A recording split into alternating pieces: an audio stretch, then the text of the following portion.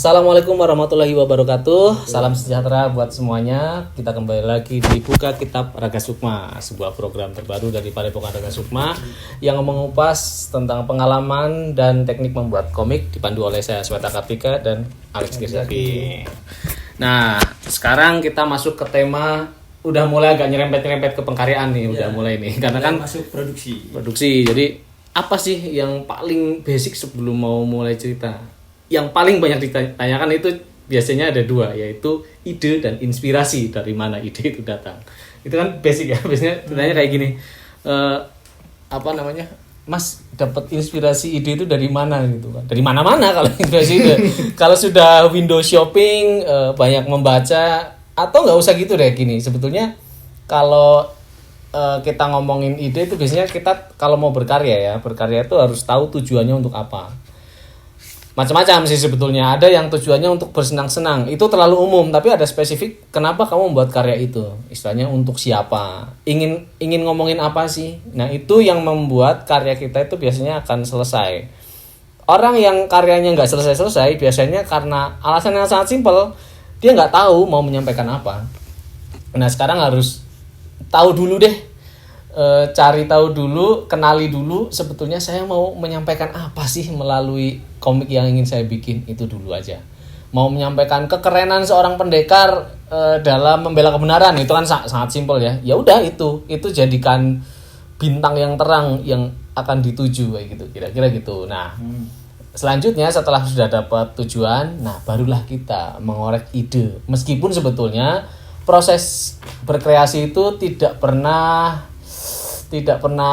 urutan, tidak pernah. Jadi kadang-kadang kita dapat idenya dulu bisa jadi ya. Dapat idenya dulu bisa, baru kemudian menentukan tujuan. Tapi intinya dua aspek tadi harus bisa terpenuhi sih. Jadi ide juga harus jalan.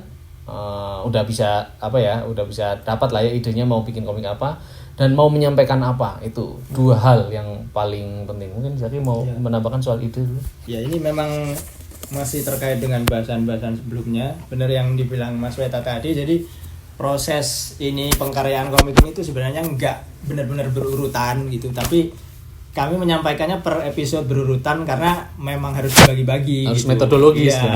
Tapi sebenarnya itu bisa berjalan berbarengan gitu. Ketika kalian punya ide, terus tiba-tiba harus nyari referensi gitu kan. Ya balik ke bahasannya kemarin. Terus tiba-tiba harus pakai apa ya alatnya gitu.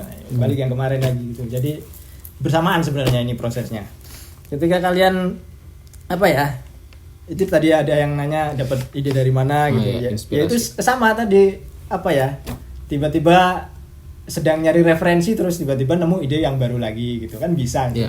Bisa datang dari mana aja ide, tergantung ya kegiatan kalian apa gitu, pasti bisa muncul. Tapi ada satu problem sih kalau misalnya udah, namanya kan ide kan banyak ya. Banyak. Itu dicatat. Satu dicatat, yang makanya kedua harus punya ketetapan. Disuruh beli sketchbook tadi buat orang. Oh iya, benar. Itu fungsinya. Tapi ada orang yang memang tipikalnya nggak nyatet, ngerekam oke lah. Jadi kalau punya handphone, ya itu nyatet juga sih. Ya nyatet tanda kutip korespondensi dan dokumentasi lah. Jadi harus dua aspek itu harus ada semuanya. Jadi nanti harus nyambung ke semuanya karena itu kan embrio dari pengkaryaan ini. Nah, ide itu masih istilahnya ya, ide itu bias, awang-awang gitu. Dia akan menjadi karya ya ketika dikaryakan. Makanya ide itu ini buat ke depan nanti jauh ya. Ide itu tidak ada perlindungannya, nggak bisa dilindungi. Jadi nggak ada ini melindungi ide ini, tidak bisa. Ketika itu sudah dibuat istilahnya manifesto bentuknya, misalnya kodeks, itu baru bisa diamankan. Jadi kayak saya mau punya ide mau bikin Star Wars, belum sempat bikin produknya, bikin dulu kodeksnya.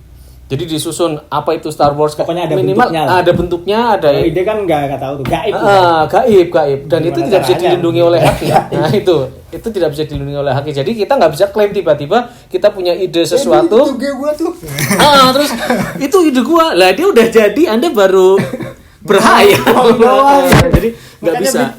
Makanya segera bikin dan apapun lah, bisa macam-macam. Nah, asal sudah dipublikasi itu sudah bikin ada istilahnya ya, catatan lah. Jadi sehingga nanti satu ketika sudah dipublis, ini saya udah duluan mempublis gitu. Ditulis. Nah, ditulis. Saya minimal sudah ada ini sih kayak untuk mengamankan memang dipublish cepet-cepet sih. Soalnya kalau nanti tiba-tiba ada sakit hati, itu betapa sedihnya kita ketika ide kita dikaryakan orang lain keduluan gitu, karena kita malas misalnya, atau kita kelamaan di fase tertentu gitu. Nah makanya sekarang kita pengen ngasih sharing tips kali ya supaya ide itu langsung mewujud. Mungkin bisa dijelaskan dulu tadi kalau komik dikembangkan dari ide itu mewujud ke apa aja? Komik itu kan sebenarnya umumnya ada 2 tipe pengembangan. Yang satu dari cerita story based namanya nyebutnya, atau Story based. karakter based. Jadi dari karakter dulu. Biasanya yang paling gampang itu sebenarnya tergantung orangnya sih, tapi Iya. umumnya yang sering kelihatan itu dari karakter dulu. Contohnya ini paling Ya, contohnya itu udah jelas judulnya Ray Barong gitu karakternya, atau rata-rata gitu Naruto karakter base, Senseiya karakter base. Benar-benar. Jadi tokoh Sailor Moon kan judulnya ya, kayak gitu, itu karakter base. Dan itu zaman dulu itu lazim ya, soalnya Ya. zaman dulu itu judul komik ya judul nama karakternya. Iron Man ya Iron Man, Spider-Man ya Spider-Man, atau yang di Indonesia Gina ya Gina, terus Shibuta dari Guati Shibuta. Itu memang standar pengembangan paling umum sebetulnya. Dan mungkin memang cenderung lebih mudah karena kelihatan sosoknya gitu satu gitu Pak. Arnold. Ya. Ya Predator. benar. Ya benar. Tapi Jadi tidak kelihatan. terlalu. Jadi gampang kita langsung misalnya punya ide, gue pengen bikin jagoan apa gitu. Langsung di sketsa langsung jadi bentuknya gitu, gampang kan, cepet kan gitu. Jadi idenya langsung tertuangkan. Nah itu kamu banget tuh. Kamu tuh tipikalnya karakter base banget. Nah. Ray Barong, terus Carakan kan apa? Acarakan itu Isaka. Isaka. Jadi selalu Alexis Zaki itu tipikal komikus yang banyak mengkaryakan komik dengan tipe karakter base. Kalau saya justru story base. Saya itu sulit untuk ngambil satu sudut pandang untuk satu cerita gitu. Kalau saya memang fokus di storytellingnya, di ceritanya, cerita umum. Makanya apa yang saya karyakan dari zaman sebelum komik lah, ini contohnya ini ada ini tugas akhir saya ini. Makanya dia lebih sering nulis karena benar juga. tulisannya jadi banyak. Kalau saya tulisan jarang, tapi gambar-gambar sketsa karakter banyak. Ya ini salah satu tulisan juga. Ini saya waktu itu bikin tahun 2008. Ini tugas akhir. Ini saya nulis tapi ilustrasi juga. Tapi karakternya banyak. Jadi ini itu.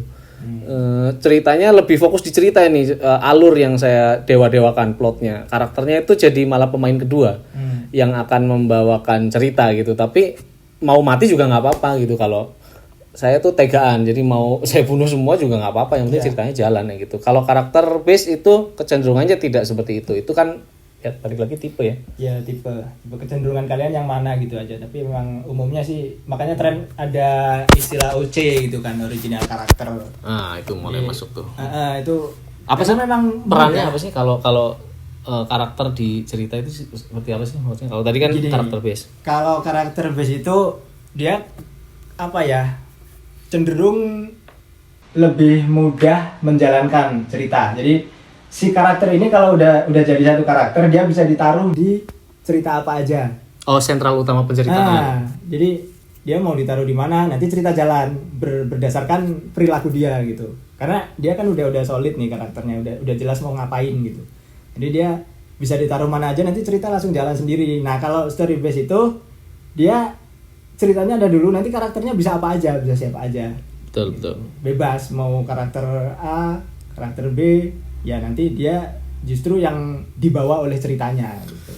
Dan terkait dengan positioning karakter, ini yang menarik nih. Jadi kalau kita mendesain karakter awal, sebetulnya fokusnya harus paham dulu fungsi dari karakter ini apa sih. Nah, kalau karakter base ya terutama ya, fungsi dari karakter ini sebagai point of view. Jadi dia yang akan melihat dunia sebagai perwakilan pembaca, melihat dunia di dalam komik itu. Benar-benar. Jadi tugasnya gitu. Jadi Ray Barong ini mewakilkan pembaca, jadi kacamatanya pembaca kan. Pembaca itu jadi dia. Jadi mau diwakilkan oleh Ray Barong itu untuk melihat dunia. Jadi pembaca akan mau lihat dunia melalui pengkarakteran, bukan cuma desain karakter ya, tapi pengkarakteran, perwatakannya. Perwatakan itu apa sih sebetulnya? Ya respon konflik ya, respon watak si karakter ini terhadap konflik. Jadi Ray Barong mungkin akan berbeda gitu cara dia merespon konflik yang ada di dalam cerita dengan karakter lain di dalam mungkin karakter satelitnya atau apalah. Nah, jadi sebagai main karakter, nah ini terkait original karakter dan main karakter ya.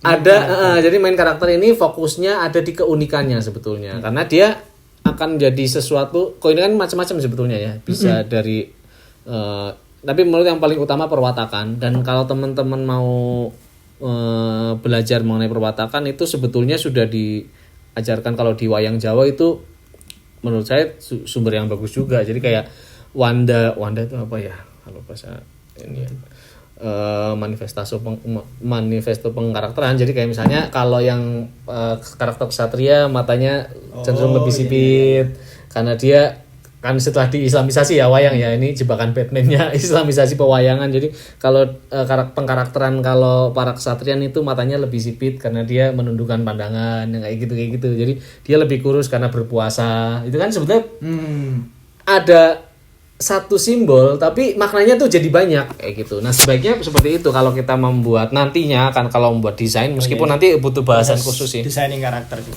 Nah tapi itu nanti. Sekarang lebih ke positioning sih sebetulnya. Jadi posisi dia di dalam satu karya itu seperti apa sih di dalam satu komik Ray Barong. Nah mungkin bisa sharing Ray Barong dulu kali ya.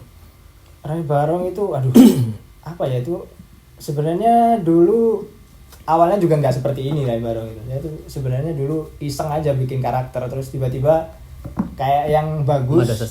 Terus dikembangin lagi jadinya seperti ini. Jauh banget ini tuh sebenarnya perkembangan dari karakter yang saya buat di zaman SMA. Zaman SMA saya itu dulu suka komik samurai di Perkyo. Jadi awalnya tuh karakter Ray Barong itu juga sama ya, sentralisasi penceritaan banget. Iya, penceritaan. Sayangnya materinya enggak saya bawa sih, ada di kampung sana. Ada sih beberapa temen yang udah lihat sebelumnya komiknya sama persis di bab awal Ray Barong, ceritanya sama persis seperti ini tapi desain karakternya beda, enggak kayak gini. Raja? Bukan. Ini samurai tadinya.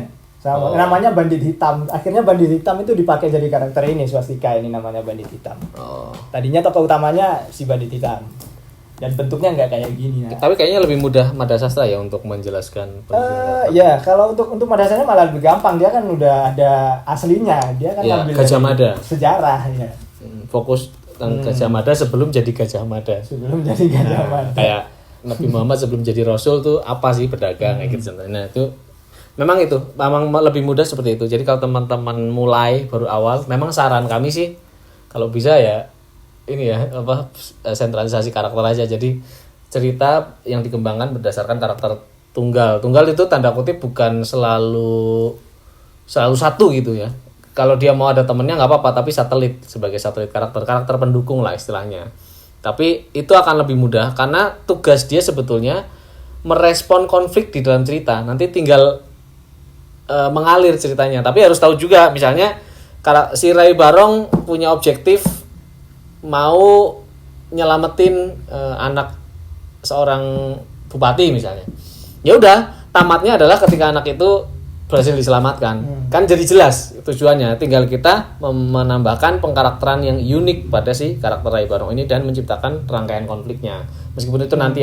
Tapi intinya alih-alih teman-teman fokus membuat visual, coba membuat posisinya dulu akan ada di mana dan akan seperti apa cara dia merespon konflik di dalam cerita.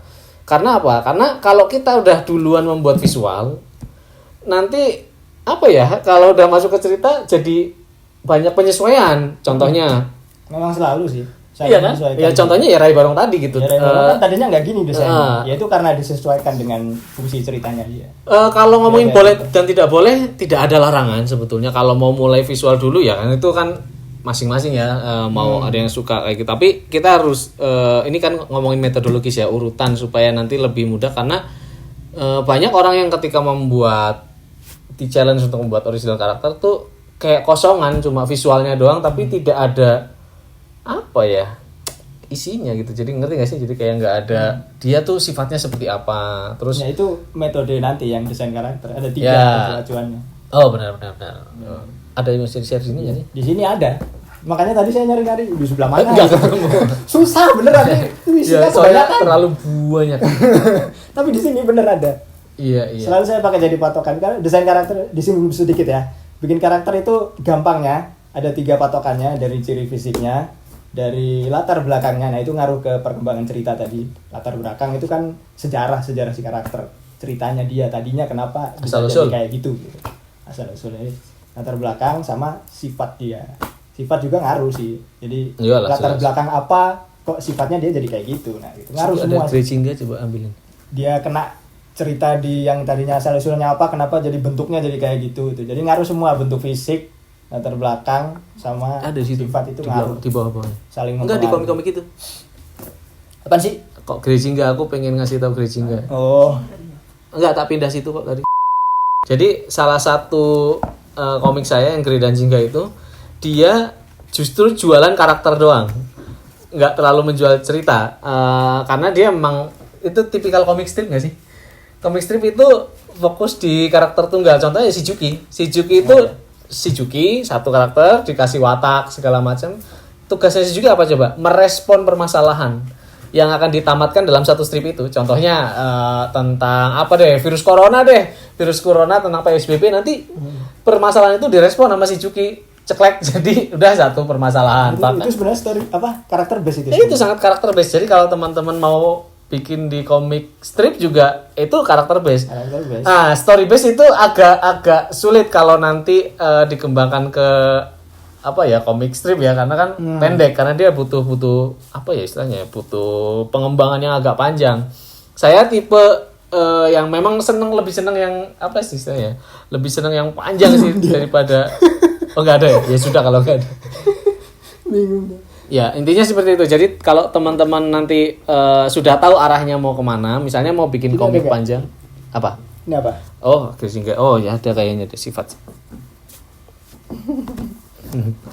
Oh, ini di sini. Ada. Mungkin Jaki lanjut dulu kali ya positioning yang lain. Apa tadi? Ini posisi ini Grijinga nih. Tada. Ya itu dia karakter base. Ini karakter base ini. Pengembangan ceritanya tidak penting. Bukan tidak penting, tidak terlalu berbobot malah. Kenapa? Karena ini kan romance. Romance itu sebetulnya cuma menjual pengkarakteran. Kalau boleh dibilang, karena harus muncul dulu pertama. Contohnya apa? Contohnya paling gampang tuh kalau teman-teman udah nonton film Dylan deh. Jadi kalau Dylan itu baru pertama muncul harus dikasih tahu Dylan itu seperti apa, sifatnya, nilainya seperti apa. Jadi yang pertama muncul kalau di film itu langsung pertemuan mereka dan bagaimana mereka berinteraksi. Karena itu yang akan dijual, seterusnya akan seperti itu. Makanya itu juga saya pakai di perumusan Grijinga. Langsung ketemu karakternya chat, karena yang dibutuhkan kalau romance kan relationship. Jadi ketika mereka bereaksi, seperti ini sifatnya, langsung ketahuan. Makanya kayak Dylan, sotoy, sengak gitu. Muncul kan, langsung naik motor, langsung ngeramal, kamu pilih ya kan? Ya gitu. Saya ramal kita akan ketemu di kantin. Nah kayak gitu.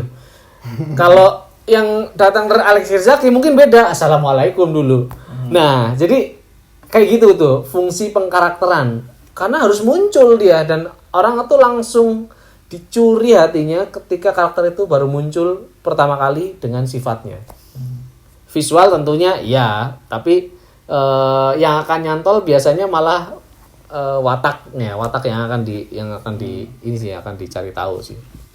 Itu sih yang membuat greget tuh biasanya perwatakan. Enaknya kalau desain karakter itu biasanya gini, setelah kalian mendesain satu, biasanya langsung kalian bikin pasangannya atau bikin musuhnya. Counterpartnya. Iya, counterpartnya langsung. Jadi karakternya jadi banyak gitu. Sehingga muncul ya. Fungsinya itu sebetulnya memantulkan watak. Makanya kita tidak pernah tahu seseorang, makanya ada dua rumus untuk memutuskan perwatakan, memunculkan musuh atau memunculkan konflik. Contohnya apa? Contohnya ini saya sering pakai perumpamaan ini nih. Ada dua orang sholat Jumat, khotibnya berkhotbah lah. Kita harus ikhlas jadi orang. Nah terus dua orang ini ngangguk-ngangguk. Belum kelihatan sifatnya, kan dia baru mendengarkan khotbah. Pas keluar sendalnya hilang dua-duanya. Yang satu, kurang ajar, siapa yang nyuri? Padahal tadi khotbahnya ikhlas ya. Jadi dia nggak ikhlas gitu. Nah muncul tuh konflik kan. Ketemu ketahuan nih sifatnya pemarah. Yang tadi yang satunya lagi, ya sudah saya harus ikhlas. Nah itu baru muncul. Dua orang tadi kelihatannya sama-sama santun, memahami ilmu, tapi pas sudah keluar baru keluar sifat aslinya. Mereka dipertemukan dengan konflik. Itu jadi pentingnya perwatakan akan ada di situ. Jadi bagaimana si karakter itu merespon konflik atau bagaimana dia merespon karakter lain, bisa jadi karakter musuh, bisa jadi karakter pendukung kayak gitu. Itu posisi karakter. Mengono. Gitulah. Ada lagi? Terus apa lagi? Ini kayaknya tadi apa ya? Lebih banyak di karakter base nih masih. Yang story base gimana nih? Story base fokusnya kalau karakter itu kita lebih ke memperjalankan karakter. Kalau di story base itu fokusnya di menyelesaikan permasalahan yang ada di cerita. Ini gitu. soalnya terkait dengan ini tadi penuangan ide supaya bisa cepat jadi gitu kan. Tadi kan Mas Wita kan di awal gitu. Jadi, kok nggak jadi-jadi? Itu dia. Makanya harus menentukan goal dulu. Gitu. Goal itu penting. Yang penting gini, kalau kita masih awal, saya tahu lah hasrat kalau masih mulai ngomik tuh pasti pengen bikin kayak senseinya. Kalau bikin karakter kan otomatis agak cepat biasanya. Jadi ketika punya ide, bikin karakter ini tak jadi udah gitu. Jadi kan. Kalau cerita gimana nih? Kalau cerita itu fokusnya tetap di penyelesaian konflik. Makanya bikinlah satu konflik, satu permasalahan yang harus diselesaikan. Sudah itu doang.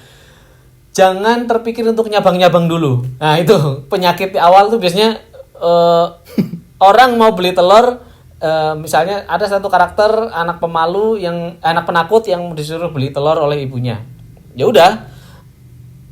Objektifnya adalah beli telur sampai rumah. Udah itu doang aja dulu. Lalu diramu konfliknya. Tapi intinya adalah satu konflik dulu aja. Jadi intinya bakal nanti ada cerita perjuangan seorang anak membeli telur dan pulang dengan selamat, telurnya nggak pecah. Udah itu doang dulu. Fokusnya di penyelesaian itu dulu. Nah itu ceritanya nanti tinggal karakternya itu tinggal di develop belakangan. Nah itu kayak gitu. Bedanya itu. Jadi kalau fokusnya beda, karena story base pasti fokusnya pada penyelesaian konfliknya.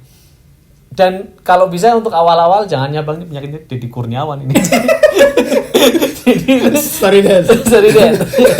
Ini tuh sampai sekarang kesulitan membuat cerita pendek, giliran bikin seller manga pendek banget. Oh iya ya. Loh, itu. Tapi benar si challenge-nya kayak gitu. Kalau lomba kan juga gitu. Lomba itu biasanya ini yang menarik kalau teman-teman pengen men-challenge diri, ikutilah tata cara perlombaan tuh. Kalau kompetisi kan juga gitu. Bikinlah cerita dengan tema persahabatan dengan 2 karakter. Wah, itu langsung terangsang tuh otak kita. Iya enggak sih? Wah, kalau 2 ini persahabatan lebih spesifik deh, tema persahabatan yang hampir hancur tapi tidak jadi. Wah, itu 2 karakter. Wah, 2 karakter itu kita jadi kreatif nambahin karakter. Ini 2 karakter cowok-cowok. Itu dia suka nambahin karakter. Iya dong. Lomba kemarin. Yang mana sih? KKI. Oh ya KKI, iya benar. Karakternya jadi banyak. Padahal saya terakhir 3 doang. Terus saya tambah jadi 9. Jadi satu kerajaan itu. Satu kerajaan. Gila. Ya, itu kayak gitu rumusnya. Jadi teman-teman coba dasar story base emang. Ya, story base sih. Gimana lagi? Oh, ini ada satu contoh yang story menarik. base. Jadi dia butuh karakter untuk mengisi cerita dia. Mana sih? Jadi karakternya jadi banyak gitu loh. Kalau karakter base kan ya 3 aja udah cukup. Jadi nyari cerita yang pas buat 3 gitu. Ini ada satu contoh pengembangan bagan story base. Wah, ini ada komplek nih. Jadi saya tuh orangnya simbolis banget. Dulu waktu ada komik ini bisa dibaca gratis, komiknya judulnya Tricatra Manunggal. Itu komik pertama yang menjadi embrio pada Padepokan Raga Sukma tuh. Saya ngasih ada di apps Raga Sukma komik ya. Di download aja aplikasinya di Google Play Store. Di situ komik waktu saya mengajukan ceritanya ke Zaki itu saya nggak bikin paragraf, tapi bikinnya kayak gini nih, bagan. Ini bagan, nanti saya kasih zoom ya. Jadi ini bentuknya bagan ceritanya. Jadi akan karakter ini nanti ketemu ini akan seperti ini. Bahkan simbol karena karakternya itu waktu itu mewakili elemen kan. Ya. Jadi Fajra 3 lawan 3. 3 lawan 3 Fajra, Bumi sama Ranu. Fajra itu petir, Bumi itu ya tanah ya. Ranu itu air. Ini bunuh ini, yang ini bunuh ini. Ini pukul bunuh ini ketemunya di sini, ini ketemu di sini pada saat di sini terjadi peristiwa ini. Jadi pakai tokoh-tokoh itu gambarnya bagan tapi perwakilan. Jadi saya pakai elemen petir gitu. Nah, karena namanya sudah sesuai ya. Jadi namanya Fajra artinya petir. Sifatnya otomatis ya seperti petir, meledak-ledak. Emosinya seperti itulah, omongannya lancip lah, tajam kayak gitu, tidak takut. Bumi sementara itu bumi kan tempat tumbuh ya. Jadi dia harus lebih santai, menaungi. Ranu itu air, cenderung lebih menyesuaikan dengan wadah, jadi dia cenderung slow orangnya sifatnya. Nah itu akan mempermudah kita sebetulnya. Nah Apalagi tips untuk membuat pengkarakteran yang mudah, ambil dari teman sekitar kita. Oh iya itu tuh. Loh, iya karena Lupus nanti kamu cerita yang apa Komikus Garden atau Tiger of Cilengkrang. Jadi Cilengkrang, kalau dulu saya belajar dari Lupus. Lupus itu semua temannya Hilman Hariwijaya sih ya. Hilman ya jadi Lupus. Boim Lebon beneran ada orangnya. Terus Gusur Adikarya beneran. Sisanya itu beneran temen-temennya yang dimasukin ke cerita dan sesuai sifat aslinya, itu sangat mudah gitu. Nah mungkin Tiger of Cilengkrang nggak apa lebih nggak apa-apa nih. Tiger of Cilengkrang itu sebenarnya aslinya Itu ambisi saya untuk bikin komik kayak gini nih. Tahu nih pasti komiknya Tony Wong satu ini. Ini para remaja-remaja begundal yang suka berkelahi itu. Ya sama, ini cuman kalau ini di Hong Kong, ini di Bandung gitu aja. dan orangnya asli semua ya. Orangnya nggak habis pikir, saya pokoknya ngambil aja dari yang ada nih. Tokoh utamanya saya. Iya ini Erwanto Erwanto Erwan di Bogor. Erwan si Ari, Hael, Almarhum ada dia Hero, juga. Almarhum Hero. Ada. Ini Erwan masih. Gunawan. Ini Tati Damantin. Mirip sekali. Mirip sekali. Ini Erwan, ini Siska. Siapa? Mimi. Iya ya. Itu Mimi Nakamura. Mimi N yang punya Sun Project. Ini Alex Irzaki. Ada Ya, aku nggak sih? gitu. Oh ini Deddy Kurniawan ya. Ah ya. Ini Itu Hero. Aku salah nyangka Hero, kirain yang digebuk. Ini aku. Nah, ini Kartika namanya. Ya itu lebih mudah. Nah, kayak gitu caranya. Cara Gampang banget. mengembangkan Bro. karakter. Hanya demi yang kayak gini, memanfaatkan teman-teman sendiri. Ya. Dieksploitasi.